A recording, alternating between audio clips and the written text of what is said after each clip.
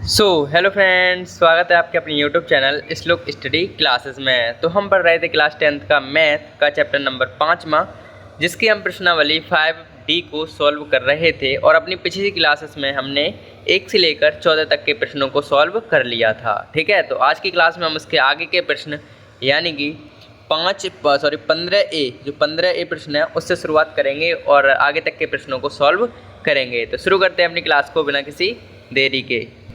तो हमारा आज का पहला प्रश्न ये है कि क्वेश्चन नंबर 15 का ए है कि एक समांतर श्रेणी के n पदों का योगफल 3n² माइनस n है, तो पहला पद और सार्व अंतर निकालें। मतलब हमसे n पदों का योगफल दे रखा है, कितना दे रखा है 3n² माइनस n है, तो पहला पद बताना है और सार्व अंतर हमें बताना है। तो सिंपल सा सॉल्व करेंगे। सबसे पहले तो हल लिख लेंगे और हल लिखने के बाद जो हमें दिया गया है वो लिख लेंगे। दिया है, क्या दिया है कि n पदों का योगफल यानी कि n पदों का योगफल मतलब Sn बराबर दिया है हमें 3n² माइनस n। ये हमें दे रखा है क्या, n पदों का योगफल। ठीक है, अब क्या अगर हमें क्या निकालना है, अगर हमें एक कुछ वो निकालें Sn-1, अगर ये निकालें Sn-1 का मान निकालें तो क्या आएगा, क्योंकि हमें इसकी ज़रूरत पड़ेगी ना आगे चल के। तो Sn बराबर तो ये दिया है Sn-1 यानी कि n की जगह पे n-1 हमें रखना है, तो 3n-1 का स्क्वायर माइनस n-1, ये हमारे पास इसका मान निकल के आ गया। मतलब ये है कि हमें n पदों का योगफल दे रखा था, ये हमने निकाला Sn-1 का मान निकालना था क्योंकि हमें इसकी ज़रूरत पड़ेगी। तो Sn-1 बराबर क्या हो जाएगा 3n-1 यानी कि n की जगह पे n-1 आ जाएगा और वैसे की वैसे लिख लेंगे अपन। ठीक है, तब क्या होगा देखो, तब श्रेणी का nवां पद हमें निकालना है। तब श्रेणी का nवां पद क्या हो जाएगा, श्रेणी का nवां पद Sn में से Sn-1 घटा देंगे। Sn में से क्या घटा देंगे, Sn-1 हम घटा देंगे। ठीक है, Sn-1 हम घटा देंगे तो क्या आ जाएगा आंसर, मान रख देते हैं। Sn का मान है हमारे पास 3n² माइनस के n माइनस, और ये इसका मान क्या है 3n-1 का होल स्क्वायर और माइनस के n-1, ये हमारे पास इसका मान है। ठीक है, अब आगे सॉल्व कर लेते हैं इसको। तो आगे जब सॉल्व हम करेंगे तो देखिए क्या आएगा हमारे पास इसको, तो देखो क्या आएगा, ये देखो 3n² माइनस के n, तो ऐसे के ऐसे आ गए, माइनस भी ऐसे के ऐसे आ गया। कोष्टक में इसको सॉल्व करेंगे तो देखो जो हो जाएंगे 3 का अंदर गुणा कर दे रहे हैं तो क्या आ जाएंगे यहाँ पे, एक काम करो 3 तो ऐसे ही रहने दो, फिर इसको खोल लो a माइनस b का होल स्क्वायर से, तो क्या आ जाएगा n² प्लस 1 माइनस के 2n। ठीक है, और माइनस n-1 है ही तो प्लस का 1 हो जाएगा ये, क्योंकि माइनस का चिन्ह चेंज हो जाएंगे। तो अब 3 का गुणा कर देंगे अंदर तो क्या आ जाएगा वो देखिए, इनका अगर 3 का हम गुणा करें तो क्या आ जाएगा देखो 3n² प्लस 3 1 3 माइनस 3 दूनी 6n, और ये ख़त्म और n माइनस प्लस के 1 ये है। अब ये कोष्टक अगर हटाएंगे तो 3n² माइनस के n माइनस, ये माइनस है कोष्टक के आगे तो ये सब चिन्ह बदलेंगे, तो n² माइनस के 3 प्लस का 6n प्लस के n प्लस माइनस के 1, ये हमारे पास सिचुएशन बन जाएगी। ठीक है, अब देखो 3n² ये प्लस की है, ये माइनस की कट गई। ठीक है, अब क्या बचेगा हमारे पास, एक n ये रही, 6n ये रही, एक n से एक n ये कट गई प्लस माइनस की। ठीक है, 6n हमारे पास बचे, कितने बच गए 6n, और माइनस के 4, माइनस के 3 और माइनस का 1 माइनस के 4 हमारे पास बच गए। तो हमारे पास क्या आ गया, nवां पद क्या आ गया, जो nवां पद है वो आ गया 6n माइनस के 4। ठीक है, nवां पद हमारे पास आ गया, यहाँ लिख देते हैं nवां पद हमारे पास आ गया 6n माइनस के 4। ठीक है, इस तरीके से ये चीज़ हो गई सॉल्व। अब हमें क्या निकालना है, हमें निकालना है पहला पद और सारवंतर। तो पहला पद निकालने के बाद हम दूसरा पद भी निकालेंगे, तभी तो सारवंतर निकलेगा। तो पहले में तो हम लिखेंगे तब प्रथम पद a1 बराबर क्या हो जाएगा, हमारे पास फॉर्मूला तो है ही 6, n की जगह पे 1 लगना है, क्योंकि n की जगह पे 1 है ना, तो n की जगह पे 1 आ गया माइनस के 4। तो इस तरीके से हो गया 6 1 6 माइनस के 4 तो A1 बराबर 6 में से 4 गए तो 2, तो A1 का मान हमारे पास क्या आ गया, 2 आ गया, ठीक है। A1 का मान तो 2 आ गया। अब हमें निकालना है दूसरा पद, तो दूसरा पद क्या हो जाएगा, दूसरा पद A2 बराबर क्या आएगा, या इसमें मान रख दो 6 ऐसे के ऐसे, और n की जगह पे 2 माइनस के 4, तो इस तरीके से क्या आ जाएगा, 6 दूनी 12 माइनस के 4, इस तरीके से 12 में 4 गए तो कितने बचेंगे बताओ भाई, 12 में जब 4 जाएंगे तो हमारे पास 8 बच जाएंगे, ठीक है। A2 बराबर, A2 का मान कितना आ गया, 8 आ गया, ठीक है। तो इस तरीके से हमारे पास पहला पद और दूसरा पद निकल के आ गया, और हमें अब निकालना है सार्व अंतर। तो सार्व अंतर क्या हो जाएगा, सार्व अंतर मतलब D बराबर निकालना है हमें, तो D बराबर क्या होता है, A2 में से A1 हम घटा देंगे, तो A2 हमारे पास आ गया 8, A1 हमारे पास आ गया 2, तो सार्व अंतर आ गया 6, तो D का मान कितना आ गया, 6। तो अतः हम लिख देंगे, अतः समांतर श्रेणी का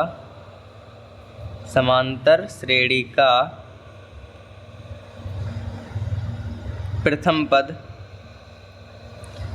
पद 2 तथा सार्व अंतर 6 होगा।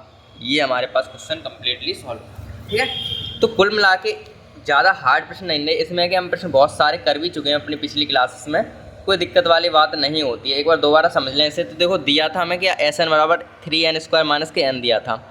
अब हमें nवां पद निकालना है, तो nवें पद का फॉर्मूला होता है SN माइनस SN माइनस के 1, SN माइनस के 1। तो हमें SN माइनस के 1 के मान की ज़रूरत पड़ेगी, तो SN माइनस 1 का फॉर्म लगा देंगे, n की जगह पे जो n माइनस के 1 रख देंगे। तो इस तरीके से हमने इसे सॉल्व कर लिया। फिर इस मान में इस जो ये फार्मूला है इसके में हमने अपने मान रख दिया, तो nवां पद हमारा निकल के आ गया 6n माइनस के 4।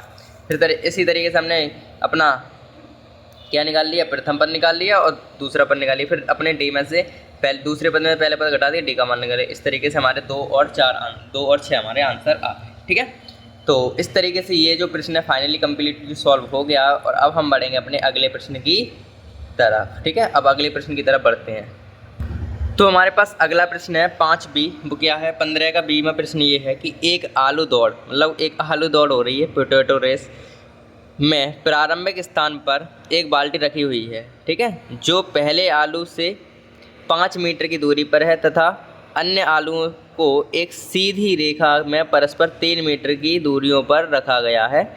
इस रेखा में 10 आलू रखे गए हैं। आकृति देखिए, मतलब आकृति जो आपको दिख रही है इसमें देखो, ये जो बाल्टी है, बाल्टी से जो पहला आलू दिख रहा है ना आपको, बाल्टी से पहला आलू ये वाला जो आलू दिख रहा है, बाल्टी से पहला ये वाला आलू जो दिख रहा है, ये जो है 5 मीटर की दूरी पर है।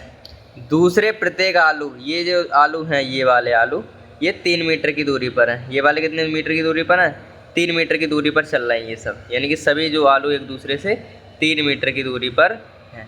ये हमारे पास है सिस्टम, मतलब बाल्टी से पहला आलू तो 5 मीटर की दूरी पर है, और 2 आलू हैं वो एक आलू से दूसरे आलू के बीच की दूरी 3 मीटर है, यानी यहाँ तक की 3, फिर यहाँ तक की 3, मतलब इस तरीके से बढ़ रही है। अब क्या कह रहे हैं, प्रत्येक प्रतियोगी बाली नहीं होगी, यहाँ बाल्टी से होगी। प्रत्येक प्रतियोगी बाल्टी से चलना प्रारंभ करती है, निकटतम आलू को उठाती है और उसे वापस लेकर दौड़ के, दिख रहा है नहीं दिख रहा है, चलो आगे बढ़ा लेते पेज को, यहाँ पर, ठीक है। फिर उसमें क्या, प्रत्येक प्रतियोगी बाल्टी से चलना प्रारंभ करता है, निकटतम आलू को उठाती है, ठीक है, निकटतम आलू को उठाएगी और उसे देखकर वापस दौड़ में बाल्टी की तरफ बाल्टी में डालती है। मतलब पहले इसको उठाया फिर बाल्टी में डाला, फिर उसको उठाया फिर बाल्टी में डाला, फिर वाक्य आई फिर उठाया फिर डाला, मतलब ऐसे उठाना है, ठीक है, इसे ही डालती है। दूसरा आलू उठाने के लिए वापस दौड़ती है और उसे वापस उठाकर वापस बाल्टी में डालती है, और ऐसा हुआ तब तक करती रहती है जब तक कि सभी आलू बाल्टी में ना आ जाएं। इसमें प्रतियोगी कुल कितनी दूरी तय करनी पड़ेगी ये हमें बताना है। मतलब जो प्रतियोगी है, ये लड़की जो भाग रही है, वो कितनी दूरी भागेगी, कितनी दूर तक वो चलेगी, वो हमें बताना है इस प्रश्न में, ठीक है। अब ये प्रश्न थोड़ा बड़ा है देखने में, मतलब एक फ्रेम में नहीं आ रहा, तो आप एक काम करेंगे, अपन दूसरे पेज पे इसको सॉल्व करेंगे, ठीक है, क्योंकि अपन पेज में जगह ही नहीं बची है। तो इसको हम आगे बढ़ा लेते हैं इस पेज पर, और अगला पेज हम ले लेते हैं सॉल्व करने, ठीक है। तो इसमें क्या किया गया है, जो पहले आलू की बाल्टी पहले जो आलू की बाल्टी की दूरी है वो 5 मीटर है। ये बात तो तुम्हें पता है ना, पहले लिख लेते हैं, ठीक है, क्योंकि फ्रेम में कस के तभी लिख पाएंगे, अच्छा लगा। अब लिखते हैं हल, ठीक है। इसको अगर हम हल करने की बात करें तो जो पहले आलू की बाल्टी से दूरी कितनी है, पहले आलू की बाल्टी से दूरी कितनी है हमारे पास, 5 मीटर की है। पहले आलू की बाल्टी है जो उसकी दूरी 5 मीटर है, ठीक है। और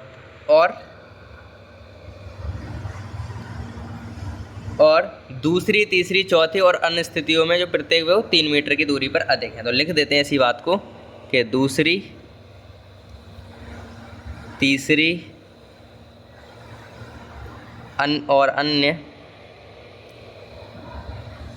दूसरी, तीसरी और अन्य स्थितियों में प्रत्येक बाल्टी वो प्रत्येक आलू प्रत्येक से कितनी दूरी पर है, प्रत्येक से 3 मीटर की दूरी पर है। 3 मीटर दूरी अधिक है ये, ठीक है, अधिक है। अतः अगर हम इसकी श्रेणी की बात करें तब श्रेणी क्या बनेगी, तब श्रेणी जो बनेगी वो वो निम्न प्रकार से बन जाएगी। निम्न प्रकार लिखने का तरीका ये निम्न प्रकार से होगी। क्या होगी वो देखिए, क्या होगी भाई, देखो पहली दूरी तो 5 है, ठीक है, सबसे पहली दूरी 5 है, फिर इसमें 3 ऐड करके हैं, जैसे कि दूसरी बाल्टी क्या हो जाएगी 5, दूसरी दूरी कितनी हो जाएगी 5 + 3, फिर तीसरी क्या हो जाएगी 5 + 3 + 3 ऐसे, ठीक है, मतलब 3, फिर ये वाली दूरी तो फिर क्या हो जाएगी 5 + 3 + 3 + 3 ऐसे करके डॉट डॉट डॉट इस तरीके से हमारी साड़ी चलेगी। मतलब ये है कि पहली दूरी 5 है, फिर 3 3 3 3 बढ़ते गए हैं, तो ये आ जाएगी पहली 5, दूसरी 8, तीसरी, अब 8 में 3 और जुड़ जाएंगे, 8 में 3 जुड़ जाएंगे तो भाई क्या हो जाएंगे 11 हो जाएंगे, और इस तरीके से हमारी चलेगी। और यहाँ पे हो गए 8 और 3 11 और एक और जुड़ जाएगा, क्या हो जाएगी हमारे पास 14 हो जाएगी, ठीक है, क्योंकि जोड़ दो ना, ठीक है। इस तरीके से हमारे पास श्रेणी जो बनी वो ये बन गई 5, 8, 11, 14, इस तरीके से हमारी साइड चलेगी, ठीक है, ठीक है। अब क्या होगा, आगे लिखते हैं। अब हमें पता है चूँकि एक बार वह बाल्टी से चलना, पहली बार चलना शुरू कर रही है वो, एक बार वह बाल्टी से चलकर आलू उठाती है, ठीक है, उठाती है, तथा वापस आकर उसे बाल्टी में डालती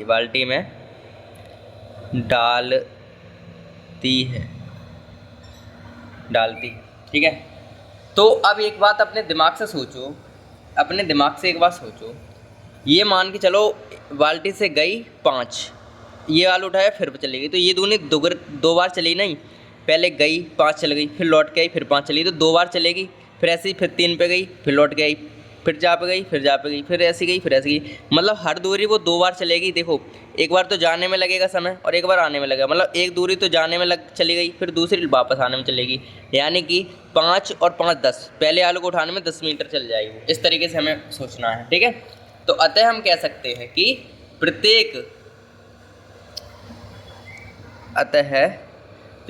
उसे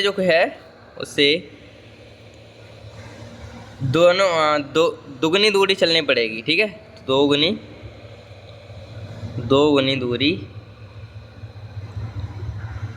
दूरियां चलनी पड़ेगी,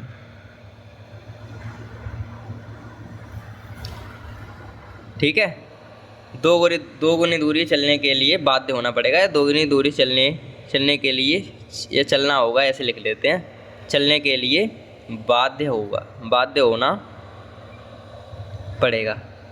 मतलब उसे जीतना है तो भाई बाध्य मतलब करना पड़ेगा वो काम, तो उससे दोगुनी दूरियां चलना पड़ेगी, ऐसे लिख सकते हो आप। ठीक है। तो अतः हमारी श्रेणी ये थी, तो ये जो है वो दुगनी हो जाएगी 5, 8, 11, 14 इस तरीके से हो जाएगी, और ये दुगनी हो गई, 2 का गुणा हो जाएगा सब में। तो इस तरीके से हमारे पास हो गया काम। ठीक है।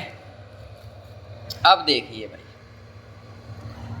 अब हमारे पास इस श्रेणी में A1 कितना है 5 है, A2 कितना है 8 है, तो D कितना हो जाएगा 8 माइनस के 5 यानी कि D हो जाएगा 3। ठीक है, D तो हमारे पास हो गया। और अगर बात करें कितने आलू थे, आलू कितने थे, आलू 10 ही तो आलू थे, तो n बराबर आ जाएगा 10, क्योंकि हमें 10 आलू उठाने हैं बस, n बराबर 10 है। ठीक है। अगर हम बात करें, अगर हम आगे करें तो क्योंकि 10 आलू हैं इसलिए 10 आलूओं को उठाने में कुल चली दूरी का योगफल। अब देखिए फॉर्मूला हमारे पास क्या होता है, SN बराबर क्या होता है, SN बराबर क्या होता है, n/2 2a plus n minus के 1 इंटू में d, ये होता है ना। अब ये आपको पता है जो दूरी है वो दुगनी चल रही है, और ये हमारे पास केवल सिंगल दूरी निकल के आई है। अब तक दूरी जो है वो दुगनी चल रही है, लेकिन दूरी सिंगल निकल के आई है, यानी कि यहाँ पे क्या हो जाएगा, इस जो आंसर आएगा उसमें इसका दुगना हो जाएगा। तो हम कोष्टक में बंद करेंगे और यहाँ पे दुगना कर देंगे, क्योंकि हमें दूरी है वो दुगनी चल रही है। तो इसका मान निकालेंगे s, इसका मान निकाल लो। तो n का मान तो 10 है, बट्टे में 2 हो गया। 2a का मान हमारे पास 5 है। ठीक है, a का मान 5 है, प्लस n का मान 10 है, माइनस के 1 इंटू d का मान हमारे पास 3 है। इसको हम सॉल्व करेंगे इधर। तो एक बार तो इधर ही कर लेते हैं 2, और ये देखो 10 बट्टे में 2 और 2 पंजे 10 प्लस 9 तिये 27, 9 तिये 27। देखो 10 में से 1 गया 9, 9 तिये 27 होगा ये। तो इस तरीके से हमारे पास आ गया क्या, इस तरीके से हमारे पास आ गया क्या, ये तो 2 हैं। ठीक है, ये बचेंगे 5 और ये 10 प्लस 27 इस तरीके से हैं। तो 2 5 इंटू में ये हो जाएंगे 37। ठीक है, और ये हो जाएंगे 2, 5 का गुणा कर दो, 5 एकन 5, 5 सत्ते 35 के 5, 3 हासिल, 5 3 15 और 3 18। इनका 2 का गुणा करेंगे, 2 पंजे 10, 1 हासिल, 2 9 18, 2 8 16 और 1 17, फिर 1 हासिल और 2 एकन 2 और 1 3। तो 370 दूरी जो है 370 मीटर की दूरी उसे चलनी पड़ेगी। तो बस हमारा आंसर आ गया क्या, कि अतः प्रतियोगी को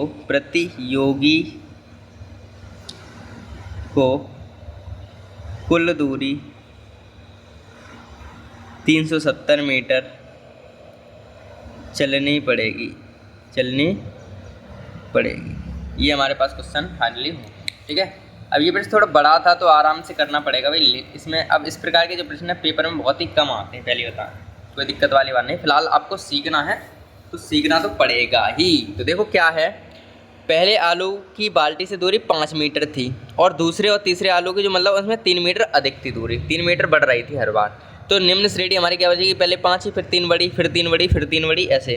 तो 5 बड़े, 5 में 3 जोड़े 8, फिर 8 में 3 11, 11 14 इस तरीके से चल रही थी। तो एक बार वह बाल्टी से चलना आलू को उठाती है फिर वापस आती है, तो इसीलिए उसे दूरी कितनी चलेगी, उसे दूरी दुगनी चलनी पड़ेगी। ये बात तो हमें समझ में आ गई। फिर यहाँ से हमारी जो श्रेणी है उसको दुगनी कर दिया जाए। अब सीधा आप यहाँ से सीधा गुणा कर लेते तब भी हो जाता, लेकिन कैलकुलेशन लंबी, जैसे यहाँ की 5 की जगह 10 कर लेते, 18 8 दूनी 16, 11 दूनी 22 इस तरीके से कर लेते तब भी हमारा आंसर आ जाता, कोई दिक्कत वाली बात नहीं थी। फिलहाल हमने ऐसा इस वजह से किया है क्योंकि हमारी कैलकुलेशन। अब देखो यहाँ पे A1 5 है, D ये है और ये आ गया इस तरीके, n बराबर 10 है क्योंकि आलू हमारे 10 हैं। 10 आलू उठाने में समय कितना लगेगा, इनका दुगना हो जाएगा, मतलब जो SN का दुगना जो होगा, क्योंकि उसमें दुगनी दूरी चलनी पड़ेगी। तो इस तरीके से हमने कैलकुलेशन की तो हमारा आंसर आ गया ये। ठीक है, 370 मीटर। ठीक है, तो इस तरीके से हमारा ये वाला जो प्रश्न था वो कम्प्लीटली सॉल्व हो गया है। कौन सा प्रश्न था ये, 15B का सॉल्व हो गया है और अब हम बढ़ेंगे अपने अगले प्रश्न की तरफ। तो हमारे पास 16वां प्रश्न ये है कि समांतर श्रेणी 121, 117, 113 डॉट डॉट डॉट का कौन सा पद सबसे पहला ऋणात्मक पद होगा। हमसे ऋणात्मक पद पूछा है कि कौन सा पद जो ऋणात्मक होगा। ठीक है, तो हम सॉल्व कर लेते हैं हल, और जो श्रेणी दी है वो लिख लेते हैं। तो क्या श्रेणी दी है हमें, समांतर श्रेणी, समांतर श्रेणी क्या दे रखी है, 121, 117, 113 डॉट डॉट डॉट, इस तरीके से हमारी श्रेणी चल रही है। ठीक है, अब हमसे इसमें कहा गया है कि कौन सा पहला पर ऋणात्मक पद होगा। तो इसमें अगर हम a1 की बात करें तो a1 तो हमारा होगा 121, a2 हमारे पास होगा 117, और d हमारा अगर निकालना चाहें तो क्या होगा, 117 में से हम 121 घटा देंगे तो हमारे पास आ जाएगा d बराबर -4। ये हमारे पास आ गया। अब आपको पता है अगर d का मान माइनस में आता है ना तो कोई ना कोई पद माइनस में होता ही है, और माइनस में अगर कोई ना पद है तो उसमें पहले पद कौन सा आएगा जो माइनस में होगा, ये हमें से पूछा है। ठीक है, तो चूंकि हमसे ऋणात्मक पद पूछा है तो हम लिखेंगे कि ऋणात्मक मान जो है, अरे यार, ऋणात्मक जो मान है वो शून्य से छोटा होता है। शून्य से कैसा होता है, शून्य से छोटा होता है। ये बात तो आपको पता है ना बचपन से ही, जो ऋणात्मक मान होता है वो शून्य से छोटा ही तो होगा। अब जब शून्य से छोटा होगा तो an हमसे पूछा है, मतलब कौन सा पद, तो an भी शून्य से कैसा होगा, छोटा होगा।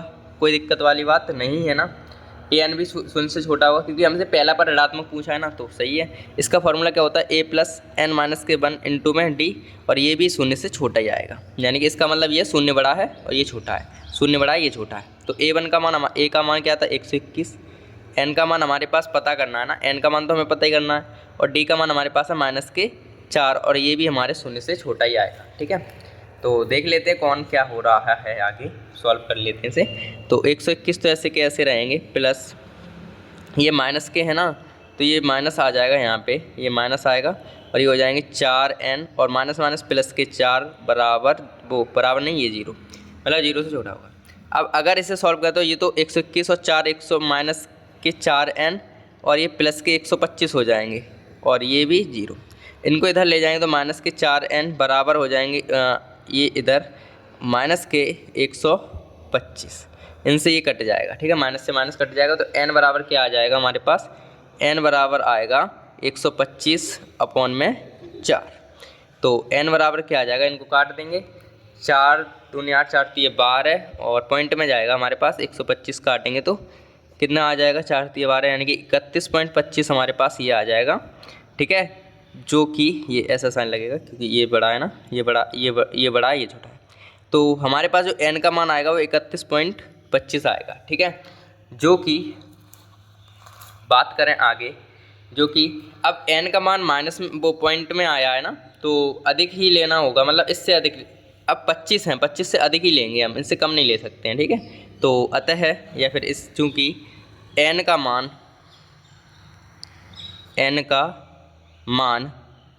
31.25 आया है, से अधिक ही लेना होगा, अधिक ही लेना होगा या लेना चाहिए। ठीक है, अतः अब 31 हैं, अब पॉइंट में कभी मान होता नहीं है इनका, तो हम इसके बड़ा ले लेंगे। 31 के बाद आते हैं 32, तो 32वें पद पर क्या होंगे, 32वें पद का मान जो है वो ऋणात्मक होगा। कैसा होगा, ऋणात्मक होगा। डन, ये बात। अच्छा, एक बात समझो आप कि जो n का मान जो ऋणात्मक आया है ना, n का मान जो ऋणात्मक होगा वो 32वें नंबर पे बैठा होगा, जो पहला पर ऋणात्मक होगा। अब यहाँ चूंकि ये 31 पॉइंट आगे तो बढ़ रहे हैं, 31.25 आगे चल रहे हैं, तो 31 के बाद 32 आते हैं, 32 में, क्योंकि n का मान पॉइंट में हम नहीं लेते हैं ना, इस वजह से हम 32 कर लेते हैं। तो इस तरीके से ये प्रश्न भी अपना कम्प्लीटली सॉल्व हो गया है, और अब हम बढ़ेंगे अपने अगले प्रश्न की तरफ। तो हमारे पास 17वां प्रश्न है कि यदि किसी समांतर श्रेणी के n पदों का योगफल, इस प्रकार का प्रश्न हम कर चुके हैं अभी थोड़ी देर पहले ही। n पदों का योगफल ये दिया है 2n² + 7n हो, तो उसका प्रथम 5 पद ज्ञात करने हैं। तो सबसे पहले तो हल लिखेंगे और हमको दिया है वो लिख लेंगे। दिया क्या है वो देखिए, दिया क्या दिया है, देखो n पदों का योगफल दिया है, यानी कि Sn का मान हमें दिया है 2n² प्लस के 7n। अब हमें n व पद निकालने के लिए एक चीज़ और करनी पड़ती है, Sn माइनस के 1 और निकालना पड़ेगा।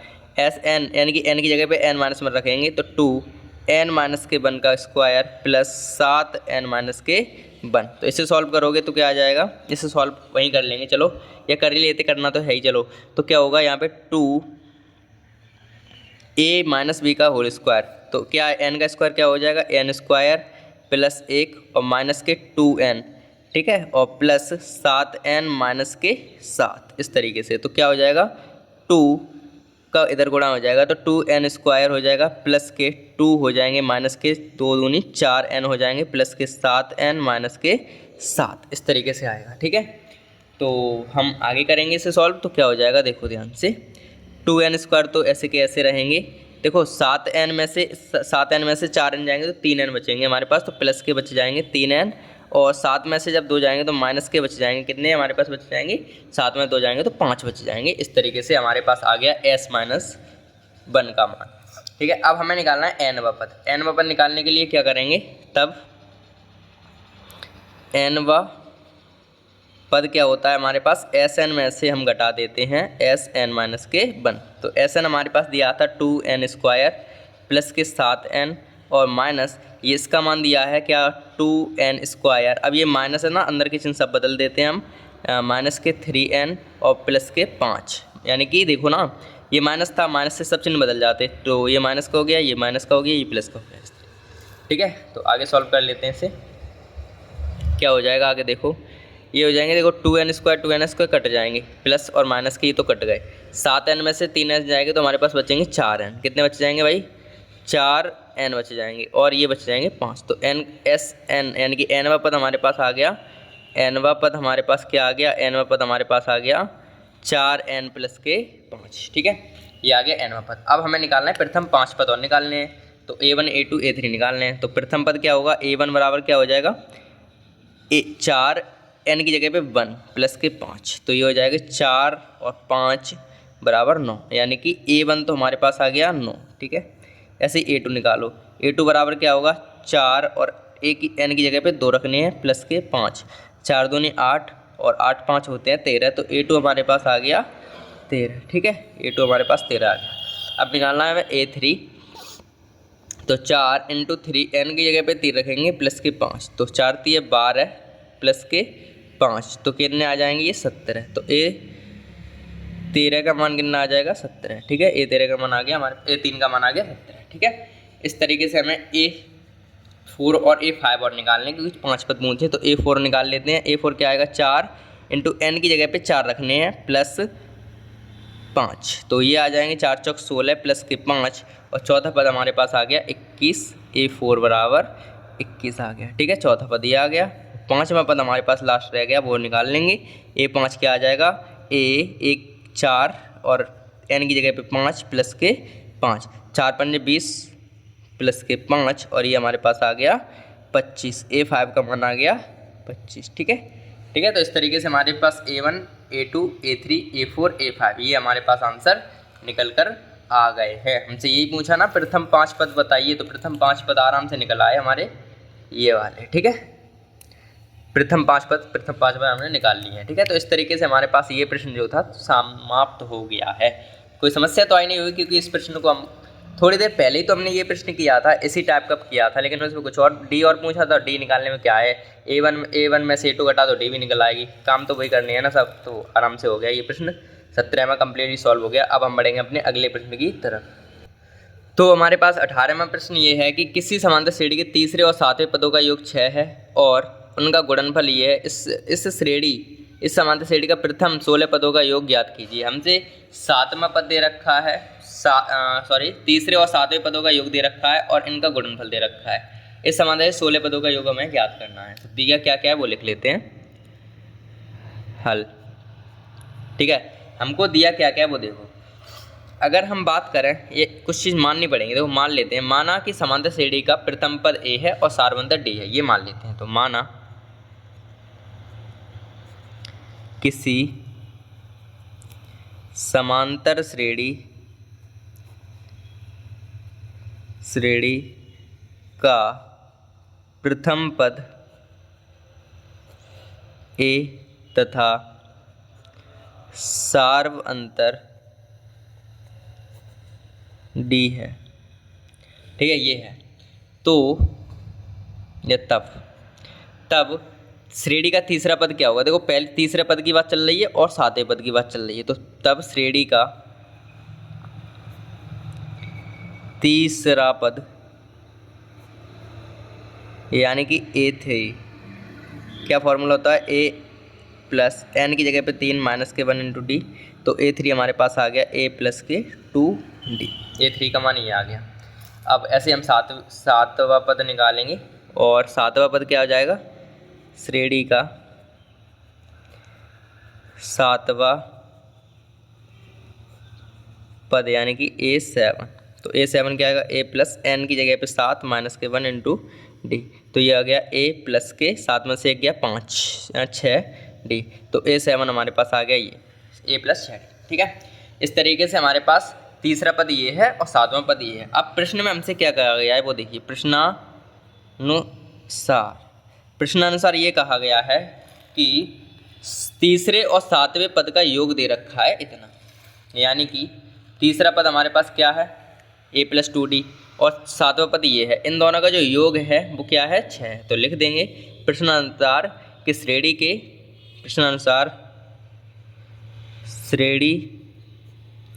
के तीसरे व सातवें पद का योग बराबर कितना है? हमारे पास 6 है।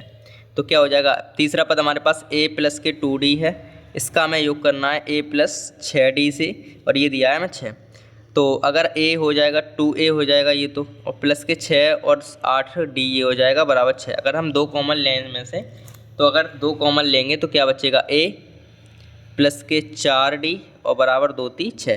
तो यहाँ क्या किया हमने? 2 कॉमन लिए। कॉमन लेने पर जब हमने 2 कॉमन लिए तो 2 का भाग 2 से 2 कट जाएंगे, 2 से 4 बार कटेंगे, 2 से 3। ये समीकरण पहला मान लेते हैं, ये पहला आ गया। अब पहले केस में हमसे ये कहा गया था, फर्स्ट है ये। सेकंड में हमसे क्या है कि इनका जो गुणनफल है वो कितने के बराबर है? वो 8 के बराबर। तो कर लेते हैं कि श्रेणी के तीसरे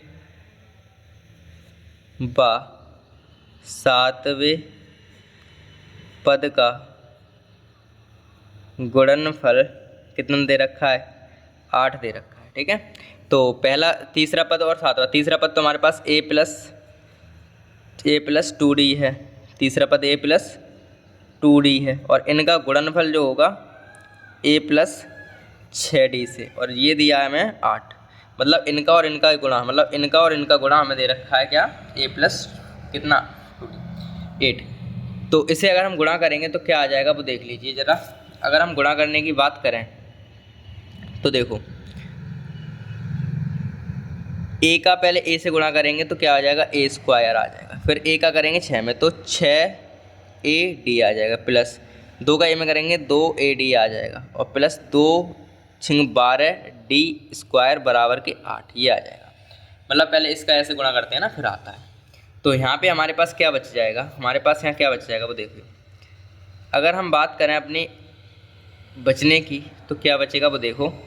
A स्क्वायर और यहाँ पे AD, तो ये सॉल्व करेंगे तो देखो क्या बचेगा? A स्क्वायर प्लस के 12D स्क्वायर प्लस और 6 और 2 8AD बराबर 8, ये बचेगा हमारे पास। ठीक है, अगर हम क्या करें, समीकरण 1 जो है, अब देखो यहाँ से ज़्यादा सॉल्व होगा नहीं ना ये, तो अब हमें कुछ जुगाड़ लगानी पड़ेगी। समीकरण 1 है उसका वर्ग करते हैं। अगर समीकरण 1 का वर्ग करें तो क्या होगा? वो समीकरण 1 का वर्ग करने पर, अगर हम समीकरण 1 का वर्ग करेंगे तो A प्लस के 4D का स्क्वायर बराबर 3 का स्क्वायर, ऐसे तो बनेगा। तो A प्लस B का होल स्क्वायर बन गया, तो A स्क्वायर प्लस के 4 यहाँ 4 चौक 16D स्क्वायर प्लस के 4 दूनी 8 8AD बराबर 3 का स्क्वायर 9, ये हमारे पास बन गया तीसरा समीकरण। अब हम क्या करेंगे, समीकरण ये दूसरा है, समीकरण 2 और 3 से आगे सॉल्व करेंगे। ठीक है, ये चीज़ है। समीकरण किससे सॉल्व करेंगे? समीकरण 2 और 3 को सॉल्व करेंगे अगले पेज पर। तो अगला पेज हम ले लेते हैं और उसको सॉल्व कर लेते हैं। ठीक है, तो ध्यान से समझिए कि हमारे पास जो अगला प्रश्न है वो क्या है। मतलब अगला प्रश्न नहीं है, अगला काम क्या करना है, हमें समीकरण 2 और 3 लेकर चलना है। समीकरण दिख रहा है आपको कि नहीं? अब देखिएगा, समीकरण 2 व 3 से, समीकरण 2 व 3 से। तो देखो ध्यान से समझो पहले। समीकरण 2 है a² प्लस 12ad² और प्लस 8ad, ये हमारे पास समीकरण है। तो समीकरण लिख लेते हैं। ये बात क्या क्या है हमारे पास? दूसरा समीकरण है a² प्लस के 12d² प्लस के 8ad बराबर 8, और तीसरा समीकरण हमारे पास है a² प्लस 16² a² प्लस के 16d² प्लस के 8ad बराबर के हमारे पास है 9। ये हमारे पास समीकरण हमने लिख लिए हैं अपने नए पेज पर। ठीक है, इस तरीके से। अब देखो, इसको अगर हम घटाएं तो अंदर के सभी चिन्ह बदल जाएंगे और ये वाले सब बदल गए। इससे ये कट गया, इससे ये कट गया, तो हमारे पास ये बचा 16 में से 12 गए तो हमारे पास बचे 4d², और यहाँ 9 में से 8 गए तो बचे -1। ये तो बचेगा भाई। ठीक है, अरे हाँ ठीक है, 16 में से आएगी, ये माइनस के बचेंगे ना, माइनस के, तो माइनस से माइनस कट गया तो d² हमारे पास आ गया भाई 1/4। तो d बराबर क्या आएगा? रूट में 1/4। तो रूट से बाहर निकलेगा 1 का मान, तो 1 ही रहेगा, और 2 का मान ये हो जाएगा, 4 का मान 2 हो जाएगा। तो इस तरीके से d का मान हमारे पास आ गया 1/2। ठीक है, 1/2 हमारे पास d का मान आ गया है। अब हमने d का मान निकाल ही लिया है, तो हम क्या करेंगे? अब हमारे पास जब रूट में से कोई संख्या निकलती है तो वो प्लस माइनस के साथ निकलती है, आपको पता होगी। ठीक है, चैप्टर नंबर 4 से। तो एक बार हम d का मान प्लस लेंगे, एक बार d का मान माइनस लेंगे, तो देखिए क्या होगा। तो d का मान प्लस लेने पर, अगर हम d का मान प्लस लेंगे तब क्या होगा? d का मान प्लस लेंगे तो क्या होगा वो देखिए कि अब ध्यान से समझिएगा। समीकरण d का मान समीकरण 3 1 में रख देंगे तब भी हमारे पास आंसर आ जाएगा, कोई दिक्कत वाली बात नहीं है। तो समीकरण 1 देख ली क्या है, समीकरण 1 तीसरा पद हमारे पास यही तो है। तो देखिए ध्यान से, तो a कहाँ गया भाई, हो गया क्या? हाँ, ये रहा समीकरण। a प्लस 4d बराबर 3, a प्लस 4d बराबर 3 पहला समीकरण है। ठीक है, तो हमारे पास d का मान आ गया, तो a का मान निकालने के लिए हमें समीकरण 2 में रखना पड़ेगा, 1 में रखना पड़ेगा। तो रख लेते हैं, क्या है? a प्लस a माइनस है प्लस है, देख लेना एक बार। a प्लस 4d बराबर 3, a प्लस 4d बराबर 3, a प्लस 4d बराबर 3, ये हमारे पास है समीकरण। ठीक है, तो अब इसमें हम d का मान पहले प्लस रखेंगे, तो क्या आएगा? a प्लस के 4 × 1/2 बराबर 3, ये कट गया 2 बार, तो a प्लस के 2 × 1 2 बराबर 3, तो a बराबर आ गया 2 में से 1 घटे 3 में से 1 घटा, 3 में 2 घटे तो a बराबर 1 आ गया। अब अगर हम d का मान माइनस में, d का मान माइनस लेने पर, अब जब d का मान माइनस लेंगे तो a प्लस 4d बराबर 3, समीकरण इसमें ही रखेंगे पहले में। तो समीकरण 1 में रखने पर है a प्लस के 4 × d का मान हमारे पास माइनस में लेना है 1/2 बराबर 3, तो a माइनस हो जाएगा 4 2 बार कट जाएगा, यहाँ पे माइनस के 2 आएंगे, 3 आएंगे, तो a का बराबर आएगा प्लस के 5। तो d का मान एक बार आ गया हमारे पास 5, एक बार आ गया हमारे पास d का मान 1। ठीक है, अतः जो a का जो मान है, ध्यान समझिए भाई, तो a का मान आया, अतः a के मान 1 और 5 होगा। जो a का मान है वो क्या होगा? a का मान होगा 1, तो 1 आया, 1 5 आया, 1 और 5 होगा। तथा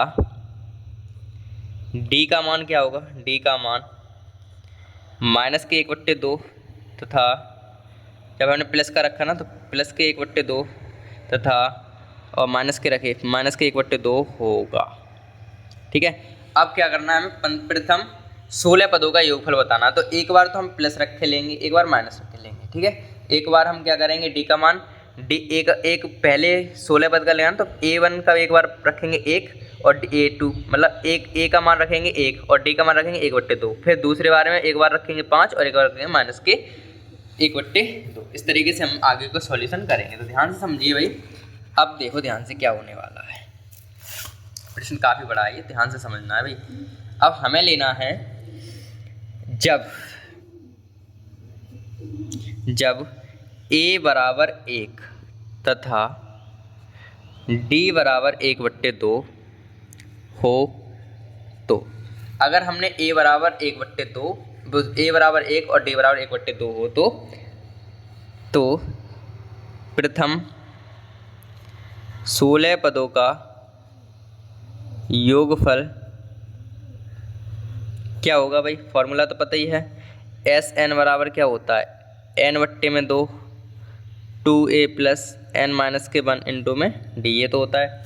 फॉर्मूले मान रखें तो s 16 बराबर 16 पता है ना, तो 16 बराबर n/2, 2a का मान हमें 1 लेना है प्लस n का मान 16 माइनस के 1 और d का मान हमें लेना है 1/2, इस तरीके से।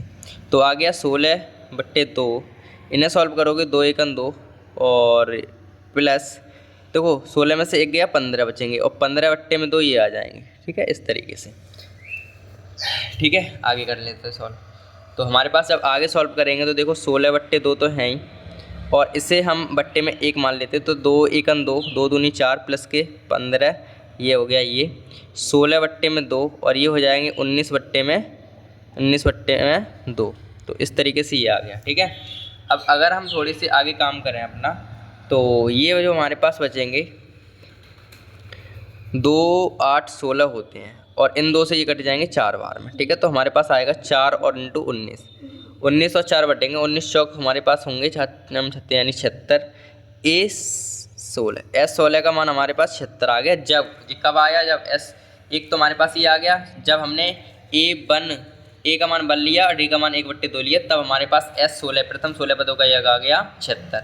अब हम दूसरे वाले केस को करेंगे, दो मान आए ना हमारे, तो अब हम लिखेंगे दूसरे वाले। तो S जब A बराबर माइनस का 1 लें, वो A बराबर प्लस के 5 तथा D बराबर माइनस के 1/2 हों तो प्रथम 16 पदों का योगफल क्या होगा भाई?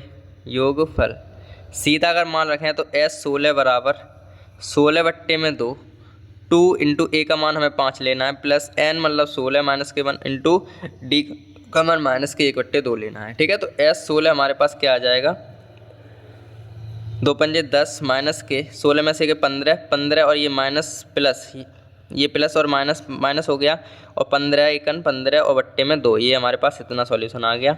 S16 बराबर 16/2, ये आ जाएंगे 2 2 20 माइनस के 15 और बट्टे में 2, इस तरीके से हमारे पास ये सॉल्यूशन आ गया। ठीक है, तो हमारे पास क्या बचेगा, S16 बराबर आएगा 16/2 गुणा 15 में 20 में से 15 गए तो बचे 5/2 और ये 16 हैं और इनसे ये कट गए 8 बार में, तो S16 बराबर हमारे पास आ गया 8 पंजे 40/2 और ये बच्चे 20। S16 बराबर आ गया हमारे पास कितना, 20। ठीक है, ठीक है, तो अतः हम कह सकते हैं ये फाइनल हो गया हमारे पास क्वेश्चन। अतः प्रथम 16 पदों का योगफल, प्रथम 16 पदों का योगफल 76 या 20 होगा। इस तरीके से ये प्रश्न भी कम्प्लीटली सॉल्व हो गया। ठीक है, तो एक बार इसे दोबारा समझ लेते हैं, जल्दी में थोड़ी स्पीड के साथ समझ लेंगे तो आराम से समझ में आ भी जाएगा। ठीक है, अब देखो ध्यान से समझो भाई, एक बार और समझ लो बस, कोई ज़्यादा टाइम तो लगता नहीं है रिवीजन में, बस देखो यहाँ से है। सबसे पहले हमने माना कि समांतर श्रेणी का प्रथम पद A है और सारबंधक D है। ठीक है, तब श्रेणी का तीसरा पद A3 बराबर A प्लस n की जगह 3 आ गए तो A प्लस 2D आ गया। ऐसे सातवां पद हमारे पास A प्लस 6D आ गया। ठीक है, इतना तो काम कर ही लिया होगा, कोई दिक्कत वाली बात नहीं होगी यहाँ तक। फिर हमें निकालना तीसरा पद। तो तीसरा पद क्या होता है, श्रेणी के तीसरे व सातवें पदों का योगफल जो दे रखा है वो 6 दे रखा है। मतलब तीसरा पद ये रहा, तीसरा पद ये रहा और सातवां पद ये रहा, इन दोनों का जो योगफल है वो 6 दिया है। और इस समीकरण जो पहला पद तीसरा पद ये रहा, सातवां पद ये रहा, इनको जब जोड़ा हमने तो हमारे पास आ गया A4T और इस समीकरण से ये समीकरण बन गया। अब हमें तीसरे और सातवें पद का गुणनफल दे रखा है और इन दोनों का जब हमने गुणा किया तो हमारे पास समीकरण ये बना। फिर हमने समीकरण नंबर 1 का जो स्क्वायर किया, समीकरण 1 का वर्ग कर दिया तो हमारे पास ये समीकरण बन गया। फिर हमने दूसरे और समीकरण तीसरे से A और D के मान निकाले वो अगले पेज पर। ठीक है। ए और डी के मान हमारे पास यहाँ, समीकरण ये लिख गया हमारे पास दूसरा और तीसरा। इस तरीके से हमारे पास जो डी के मान है वो दो निकले, एक प्लस का और माइनस के, प्लस माइनस के एक दो निकले। तो हमने जब डी का मान डी के समीकरण एक में रखा, डी का मान प्लस का समीकरण एक में रखा तो ये आ गया, जब माइनस में रखा तो ये आ गया इसी। और फिर हमने क्या किया, इस तरीके से ए का मान 1 और 5 आ गया और डी का मान प्लस के 1 और माइनस के 1 आ गया। फिर हमने अगले पेज पर क्या किया, जब समीकरण जब ए बराबर 1 तथा डी बराबर 1/2 हो तो इस तरीके से 16 पदों का योग हमारे पास 76 आ गया था। फिर हमने क्या किया, ए का मान प्लस के 5 लिया, डी का मान माइनस के 2 लिया और इनको जो जब कैलकुलेशन किया तो हमारे पास 20 आ गया। ठीक है, तो प्रथम 16 पदों का मान 76 और 20 होगा। इस तरीके से हमारे पास ये प्रश्न होता है कंप्लीटली सॉल्व। ठीक है, ये हो गया सॉल्व। और अब हम बढ़ेंगे अपने अगले प्रश्न यानी कि 19वें प्रश्न पर। तो हमारे पास 19वां प्रश्न ये है कि एक सीढ़ी के क्रमागत डंडे परस्पर 25 सेंटीमीटर की दूरी पर हैं। कोई सीढ़ी है, उसकी क्रमागत डंडा 25 सेंटीमीटर की दूरी पर है। डंडों की लंबाइयाँ आकृति में दी गई हैं, एक समान रूप से घटती जाती हैं। सबसे निचली डंडी 45 सेंटीमीटर और सबसे ऊपर वाली डंडी 25 सेंटीमीटर है। यदि उस ऊपरी और नीची डंडी के बीच की दूरी 2/1/2 मीटर हो तो डंडों की बनाने के लिए लकड़ी की कितनी आवश्यकता पड़ेगी, मतलब लंबाई की, मतलब कितनी लंबाई चाहिए हमें जो कि हमारी सीढ़ी बन जाए। तो इस तरीके से हमारा जो डायग्राम है वो ध्यान से समझिए कि हमारे पास जो सीढ़ी है वो 25 सेंटीमीटर की दूरी पर है। ये वाली जो दूरी है वो 25 सेंटीमीटर है क्रमागत। ठीक है, उसमें क्या कह रहे हैं, जो लंबाई है एक समान लंबाई घटती है। जो लंबाई कितनी घट रही है, एक समान लंबाई घटती है। सबसे निचले डंडे की लंबाई 45 सेंटीमीटर है। सबसे निचला जो डंडा लगेगा उसमें 45 सेंटीमीटर की वो चाहिए हमें, ये जो दूरी है वो 45 है। और सबसे ऊपरी वाली की 25 सेंटीमीटर, मतलब यहाँ पे जो डंडा लगेगा वो 45 सेंटीमीटर का लगेगा और यहाँ पे लगेगा हमारे पास कितना, 25 सेंटीमीटर का डंडा लगेगा। यदि ऊपर से नीचे डंडे के बीच की दूरी, ऊपर से नीचे की डंडे के बीच की दूरी, ये वाली जो दूरी है वो हमारे पास कितनी है, 2/1/2 मीटर की दूरी है और 25 सेंटीमीटर दूरी ये वाली है। ठीक है, 25 सेंटीमीटर दूरी हमारे बीच की डंडों की है। तो इस तरीके से हमारे पास प्रश्न है और हमें ये पता करना है कि इसमें कितनी लकड़ी की जरूरत पड़ेगी जो हमारी पूरी सीढ़ी कंप्लीट हो जाए। ठीक है, तो इस तरीके से हमारा प्रश्न ये है। सॉल्व कर लेते हैं इसको भी। तो सबसे पहले तो लिखेंगे हल और उसके बाद देखते हैं क्या क्या दे रखा है। तो हल की अगर बात करें, हल दिख रहा है आपको यहाँ से, ठीक है दिख रहा है। हल की बात करें तो कुल 36 दूरी कितनी है, 36 दूरी मतलब ये वाली दूरी कितनी है टोटल, 2/1/2। कुल 36 दूरी कितनी है हमारे पास, 2/1/2 मीटर है। और बाकी दूरी हमें सब सेंटीमीटर में दी है तो हम मीटर वाले को भी सेंटीमीटर में कन्वर्ट कर लेंगे। तो इसमें 100 का गुणा कर देंगे तो 2/1/2 यानी कि 2 दूनी 4 और 5, 5/2 और इसमें गुणा कर देंगे 100 का। तो हमारे पास ये किस में बदल जाएगी, सेंटीमीटर में। तो इसको करेंगे तो क्या आ जाएगा हमारे पास, ये 50 कट जाएंगे और 25 यानी कि 250 मीटर हमारे पास ये आ जाएगा। ठीक है, 250 मीटर की कुल 36 दूरी हमारे पास आ गई। ठीक है, अब हमें क्या करना है, जो क्रमागत डंडा लगे हैं उनके जो बीच की दूरी कितनी है, 25 सेंटीमीटर है। ये वाली जो डंडे लगे हैं उनकी बीच की दूरी 25। तो हम लिखेंगे क्योंकि 2 डंडों क्रमागत डंडे लगे हैं जिनकी बीच की दूरी, तो 2 डंडों की बीच की क्रमागत दूरी, बीच की क्रमागत दूरी कितनी है, दूरी 25 सेंटीमीटर है। ये हमारे पास 2 डंडों के बीच की दूरी क्रमागत कितनी है, 25 सेंटीमीटर है। अब अगर हमारे पास ये 25 सेंटीमीटर है तो सीढ़ी में कुल डंडे कितने होंगे, जब ये बीच की दूरी ये है, टोटल लंबाई ये है और 2 डंडों के बीच की दूरी ये है, मतलब टोटल लंबाई तो ये है और 2 डंडों के बीच की दूरी ये है, तो हमारे पास कुल डंडे कितने होंगे, तब सीढ़ी में लगे कुल डंडों के बीच की दूरी, कुल डंडों की दूरी कितनी होगी। मतलब ये बताओ, एक बात समझ पे यहाँ पे, पूरी सीढ़ी की लंबाई हमारे पास है 250 मीटर और प्रत्येक डंडों के बीच की दूरी हमारे पास ये है। तो कुल डंडे कितने लग जाएंगे हमारे पास, ये लग जाएंगे, इनमें इसमें भाग दे देंगे 250/25। तो 25 से हमारे 25 कटेंगे, यानी कि 10 हमारे पास 10 डंडे लगेंगे। तो इस तरीके से हमारे पास इसका आंसर आ गया 10। ठीक है, इतना हमने कर लिया, हमारे पास 10 डंडे आ जाएंगे।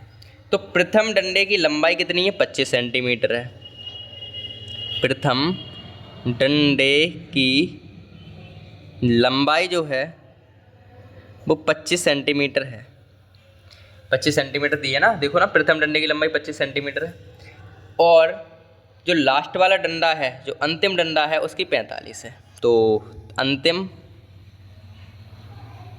अंतिम डंडे की जो लंबाई है वो 45 सेंटीमीटर है। ठीक है, अगर हम बात करें 10 डंडों में प्रयुक्त की गई लकड़ी, 10 डंडों में, 10 डंडे तो हैं टोटल, हाँ ठीक है, 10 डंडों के लिए प्रयुक्त की गई कुल लकड़ी की माप कितनी हो जाएगी? कुल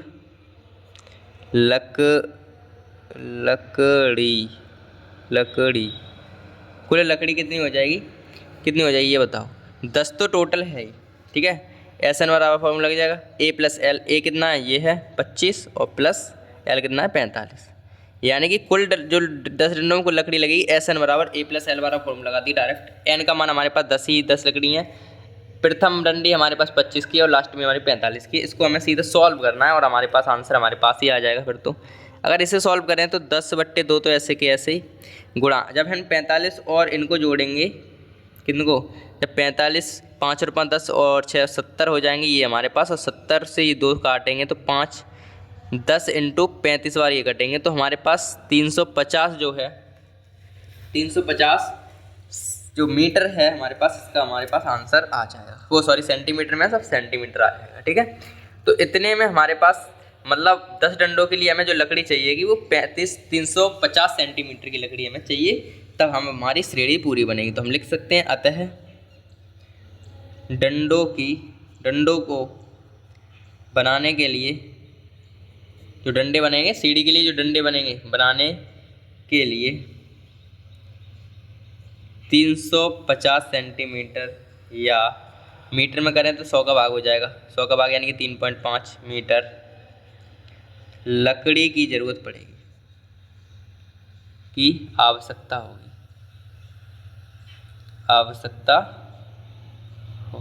इस तरीके से ये प्रश्न कंप्लीट हो गया। ठीक है, कोई दिक्कत वाले प्रश्न नहीं है, मतलब ये प्रश्न जो है वो थोड़ा दिमाग चलाने वाले हैं, दिमाग से होंगे बस। अब देखो बात करें दोबारा, कुल 36 दूरी हमें दे रखी थी 2 सही 1/2, इनको सॉल्व किए 2 दूनी 4 और 5/2, और सभी सेंटीमीटर में है तो इसको भी सेंटीमीटर में बदल लिया हमने 100 का गुणा करके, तो 50 बचे यानी 250 मीटर हमारे पास निकल के आ गए। मीटर नहीं, ये सेंटीमीटर आएंगे, सॉरी ये सेंटीमीटर आएंगे यहाँ। इतने सेंटीमीटर हमारे पास हो गए। जब इतने सेंटीमीटर हो गए तो हमारे पास 2 डंडों के बीच की दूरी कितनी है क्रमागत? 25 सेंटीमीटर है, दे रखी है प्रश्न में, ये देखो डंडी 25 सेंटीमीटर है। अब जब टोटल इतनी है दूरी और 2 डंडों के बीच की दूरी है, तो कुल डंडे हमारे पास 10 निकल के आ गए, सीढ़ी में लगे कुल डंडे 10 आ गए। तो प्रथम डंडा 25 का है, लास्ट में डंडा हमारे 45 का है, तो 10 डंडों में प्रयुक्त दूरी की गई लकड़ी कितनी होगी? एस एन बराबर ए प्लस एन बट्टे 2 ए प्लस एल। एस एन हमारे पास एन का मान 2/10 है और 2 बट्टे में है, और पहला पद ये है, दूसरे पद लास्ट में ये है, इनको जोड़ के हमारे पास आंसर आ गया 350। ठीक है, तो इस तरीके से हमारे पास ये प्रश्न हो गया कम्प्लीटली सॉल्व। और अब हम बढ़ेंगे अपने अगले प्रश्न की तरफ। 20वां प्रश्न क्या है कि एक पंक्ति के मकानों की क्रमागत रूप से संख्या 1 से 49 तक अंकित की गई है। मतलब मकानों की संख्या जो है 1 से लेकर 49 तक अंकित की है। दर्शाए कि x का ऐसा मान है कि x के अंकित मकान से पहले के मकान की संख्या का योग उसके बाद वाले मकानों की संख्या का योग बराबर है। तो x का मान क्या है, मतलब जो मकान है बीच में है, ये बताना है। ठीक है, तो बात करें अगर प्रश्न की हल, और प्रश्न के अनुसार हमसे क्या कहा है? प्रश्न में हमसे कहा है कि पंक्ति के मकानों पर अंकित की गई संख्या निम्न प्रकार हैं या निम्न से हैं, निम्न प्रकार क्या है, 1 से लेकर 49 तक है। मतलब पहले मकान की संख्या 1 है, दूसरे की 2 है, तीसरे की 3 है, डॉट डॉट डॉट 49 तक है। इस तरीके से हमारे पास है। अगर हमारे पास कहा गया प्रश्न में अगर जो है x एक मकान ऐसा है, मान है x का मान ऐसा है कि उसके x के अंकित मकान से पहले के मकानों की संख्या और बाद के मकानों की संख्या बराबर है, यानी कि x का जो मान है, x के जो x वाला मकान नंबर है वो इधर भी संख्या उतनी मकानों की संख्या बराबर है और उतनी भी बराबर है। इस तरीके से हमारे पास मकान है x का। तो इसको अगर हम लिखें तो लिखेंगे कि x के अंकित मकान से पहले मकानों की संख्या और का योग कितना हो, वो देखो, चलो लिख ही लेते हैं सारे, थोड़ी दिक्कत नहीं होगी फिर। यहाँ पे हम कह सकते हैं कि x से अंकित मकानों की संख्या, मकानों से पहले के मकानों की जो संख्याएं हैं, संख्याओं का योग, या कह सकते हैं संख्याओं का योग जो है वो बराबर है x से अंकित x के अंकित मकान से बाद मकानों की संख्या के। मतलब ये है इस प्रश्न का कि जो x के अंकित मकानों की जो पहले का योगफल है और बाद वाले अंकों का योगफल है वो बराबर है, ये प्रश्न में कहा गया है। ठीक है, तब इसका मतलब ये हुआ कि एक से x माइनस के 1 तक की संख्याओं का योग बराबर x प्लस 1 से कितना होगा, 49 तक ही, तो 49 तक की संख्याओं का योग क्या हो जाएगा बताओ। अगर हमारे पास 1 से x माइनस 1 तक की संख्याओं का योग बराबर है x प्लस 1 से 49 तक का योग, तो इस हिसाब से सारवंतर तो वैसे भी हमारी श्रेणी में डी दिख रहा है, देखो 1 2 3 लगाते चलिए, तो 1 में 2 में से गए थे, 2 में से 1 गया तो 1 ही तो बचेगा। तो सारवंतर तो क्या हो जाएगा भाई, सार्व अंतर की अगर बात करें, सारवंतर डी बराबर तो 1 है, ये हमसे पहली बात कही गई है। तो अगर हम क्या करें, ये वाली लाइन पे ध्यान देना है, इस वाली पे। तो अब अगर हम एक बात करें, अब 1 से x माइनस 1 तक की संख्या निकालें, वो संख्याओं का योग निकालें, संख्याओं का योग अगर हम निकालें तो क्या आ जाएगा, s n माइनस के 1 बराबर क्या होता है, n का मान हमारे पास क्या है, x है ना, x यहाँ पे x आएगा, x माइनस 1, x माइनस के 1 n का मान आ गया, बट्टे में 2 होते हैं, 2a का मान हमारे पास है 1, a का मान दिख रहा है 1, दिखा दें आपको, इस श्रेणी की बात चल रही है, a का मान 1 है, a का मान 1 आ गया, प्लस अब ये कोष्टक ये यूज करें क्योंकि इसमें पहले से कोष्टक है, n माइनस 1, n का मान हमारे पास ये है x माइनस के 1 और इंटू x माइनस के 1 x यानी कि n माइनस के 1, इस तरीके से आ गया, और इंटू में d, तो इंटू में d क्या आ जाएगा वो देखिए, अब इंटू में d हमारे पास आ जाएगा, जो आ जाएगा बाहर, इस कोष्टक के बाहर यूँ करके। ठीक है, तो इसे सॉल्व करेंगे तो क्या आ जाएगा, देखो x माइनस के 1 तो ऐसे कैसे, 2 1 2 प्लस ये आ जाएंगे x, ये आ जाएंगे हमारे पास x माइनस, ये माइनस माइनस प्लस के 2 हो जाएंगे और 2 का गुणा हो जाए तो x माइनस के 2 ये आ जाएंगे। ठीक है, इस तरीके से ये माइनस से माइनस कट गया, वो 2 से 2 कट गया, तो हमारे पास बचा x माइनस के 1, x माइनस का 1 बट्टे में 2 और गुणा में बचा x, जब हम इसका गुणा करेंगे तो x स्क्वायर माइनस के x बट्टे में, तो x में करा x स्क्वायर माइनस x बट्टे में 2, यानी कि जो हमारे पास 1 से लेकर x माइनस 1 तक की संख्याओं का योग जो आ गया वो आ गया एक्स स्क्वायर माइनस के x बट्टे में 2। ठीक है, अब हम क्या करेंगे, अब हम 1 से लेकर ये वाली कंडीशन, पहले हमने कंडीशन सेटिस्फाई करी 1 से लेकर x माइनस 1 तक की संख्या का योग, अब इसका निकालेंगे x प्लस 1 से 49 तक की योग का योग निकालेंगे तो क्या आ जाएगा। अगले पेज पर कर लेते हैं हम। ठीक है, तो अगला पेज हमारे पास कौन सा है, खाली निकाल लेते हैं। तो अगले पेज पर अगर हम बात करें तो अगले पेज पर ध्यान से देखिए भाई कि हमारे पास क्या था, x प्लस के 1 से 49 तक की संख्याओं का योग, संख्याओं का योग क्या हो जाएगा भाई, s 49 माइनस एक्स एक्स, तो s 49 minus S x S x. ठीक है, तो अगर हम इसको सॉल्यूशन करें तो क्या आएगा ये बताओ।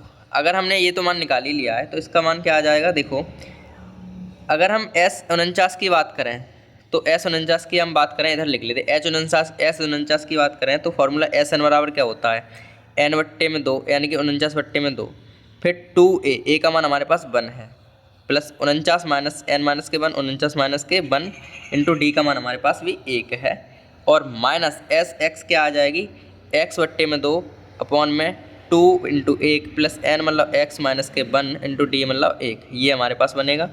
तो 49 बट्टे में 2, 2 एकन 2 प्लस 49 में 1 गया 48 एकन 48, ये आ गया, माइनस x माइनस के 2, ये आ गया 2 एकन 2 प्लस x में से 1 घटेगा यानी कि x माइनस के 1 ही रहेगा यहाँ पे।